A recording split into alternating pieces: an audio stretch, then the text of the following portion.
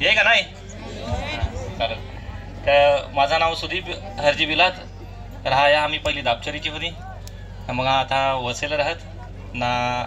आखी जरा सांगत का यो बाहेर जाय बाहेर जाय बाहेर जाय पण माझ्यासाठी आपली जी काही आहे ना आपण एकत्र आली तर फार मजा आहे. असा काय 5वा संमेलन चालला आहे. गेल्या वेळेला आम्ही जवळजवळ 20-25 भेटेल होतं ना. कोरोनाचा टाइम येईल पण आम्ही प्रत्येकाला एकत्र आणायचा फार प्रयत्न करू. तर तसाच प्रयत्न आखीच्या कडची झाला पाहिजे ना. आखी एकत्र राहायला पाहिजे ही माझा म्हणणं आहे. हां तर काही लागल तर मी वसेला आहे. काही लोकांना माहीत असेल माझ्याकडे येत लोक. काही लोक जेवढा माझ्याशी जमा तेवढा मी मदत करा ना. जेवढा नाही तेवढा तर मग बीजेकडे ढकलून दे मी आहे ना. पण माझ्यातर्फे जेवढा मदत होईल तेवढा मी करा. शामूदादाला माहीत आहे कुठे गेला शामूदादा. हां शामूदादाला माहीत आहे. मी जय पण राहा ताई आखे आपल्या लोकांसाठी तुम्ही फार तयार राहा. मी तर मी आदिवासी समाजाची मी बाहेर आला ना. मी माझ्या जिद्दीवर मराठी मीडियमची शिकेल मी माणूस आहे ना. फार त्रास झाला मला पण हो काय.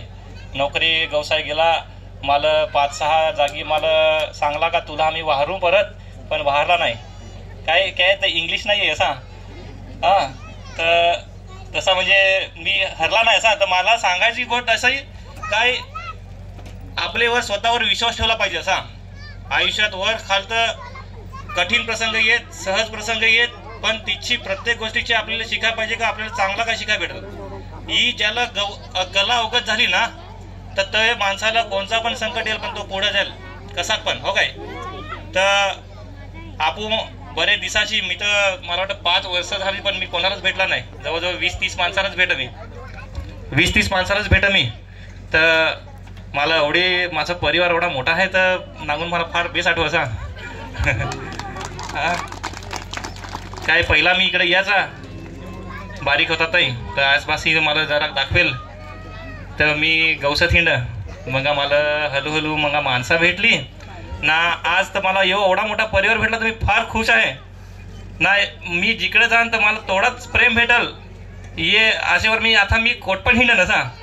कोटपण का मी जाईन तर मला कुठं तरी मला कोणतरी नागतं आता ते वडक तिला जायचं तो दादा तिकडे हसत आहे मला पण त्याला मी गवसत जाय आहे ना. तर फार बेस आठवला ना. माझे लायकीचं काही काम हवं तर मला सांगा मी सदैव तयार राहा.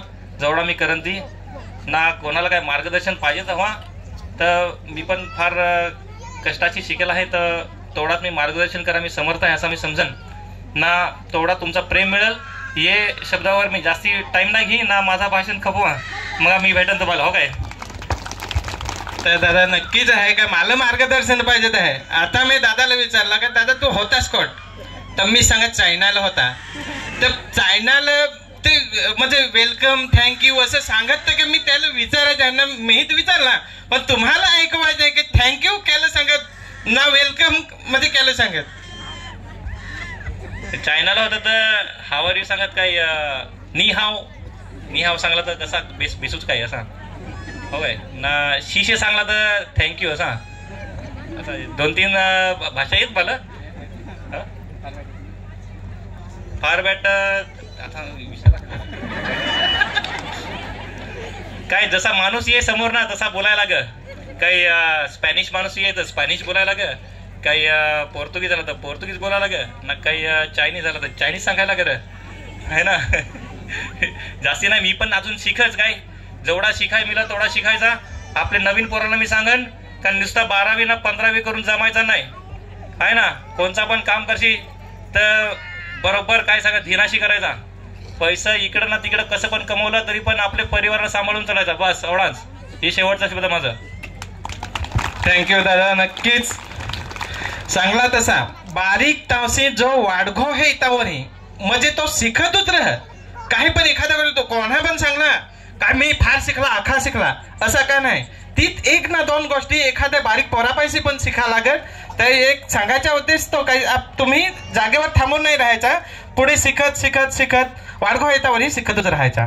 याच्यानंतर एक आपण लगेचच एक गाणं घेऊन आहोत. गाणं आहे कलाकार